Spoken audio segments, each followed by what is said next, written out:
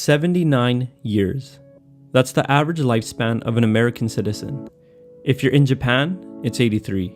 Canada, 82. 68 in India and Sierra Leone, 50.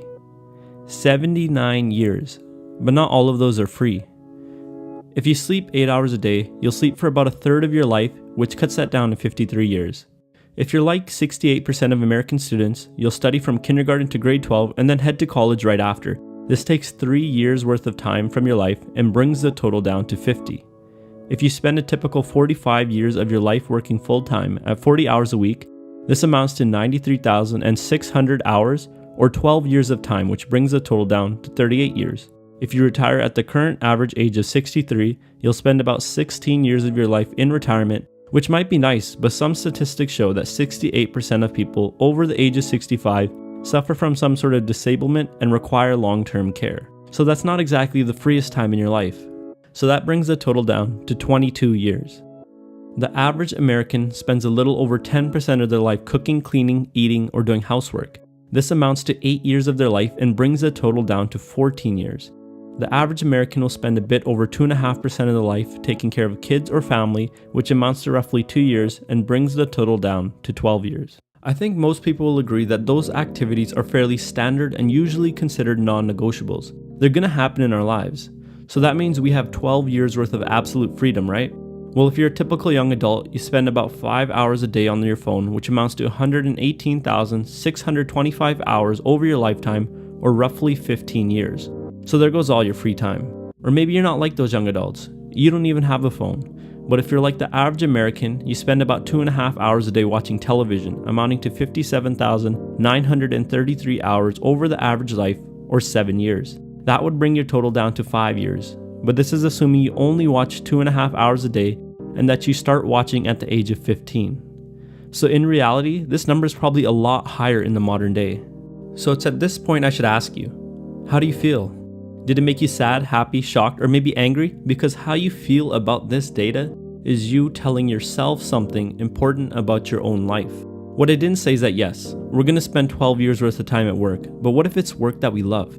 If we spend the 8 years of our life involved in cooking, cleaning, and eating, preparing the best food, and maintaining good hygiene, we might be a lot healthier heading into retirement and not require long-term care. So those 16 years may actually be quite free. That time spent eating, are we mindlessly eating? Or are we being present and enjoying the flavors in every bite? When we're taking care of our kids or family, are we thinking about what happened in the past or the future? Or are we indulging in the present and making new memories? Are we truly enjoying the time we spend on our phones? Or are we mindlessly scrolling through an infinite loop of articles, videos, and information? Do we enjoy watching TV? Or is it just something to do when there's nothing to do? The exact precision of the numbers I presented isn't important. What is important is the feeling the information gave you. What I'm trying to say is that life, even if we are truly free for the whole 79 years, is extremely short. Life has been around for 3.8 billion years on Earth. You and I are just the tiniest of tiniest specks in existence. Whether we like it or not, our clocks are constantly draining. Our most precious asset, our time, is constantly being fought over, and we might never come back. If you're working a job you hate, that's 12 years of your life gone. If you aren't healthy or financially prepared for retirement, that's another 16 years gone. If you're in the habit of constantly checking your phone or going home and watching TV on the couch all day, and you don't really enjoy these activities, that's at least another 10 years of your life gone. So it's time to make a decision. We can do what we think we're supposed to do or what people tell us to do. Passively let life pass by and keep on thinking that we have a lot of time left. Constantly think about the past and worry about the future. Lose an hour here and an hour there and keep waiting for tomorrow. Or we can truly understand the shortness of life and start taking control of it. Start appreciating each moment for what it really is. A moment we'll never get back. And become deliberate with our actions. I'm not advocating anyone hastily quit their job or drop out of school. Not at all. Self-discipline and delayed gratification are great tools that can be used to maximize overall freedom and enjoyment in life. The only thing I'm advocating is to be mindful of how we spend our own time.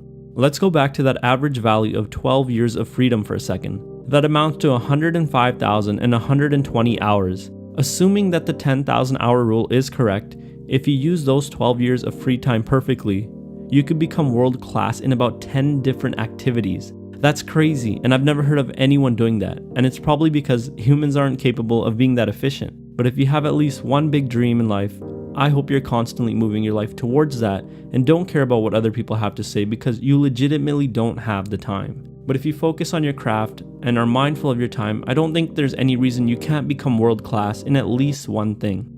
Life's too short, and you never know when it's going to end.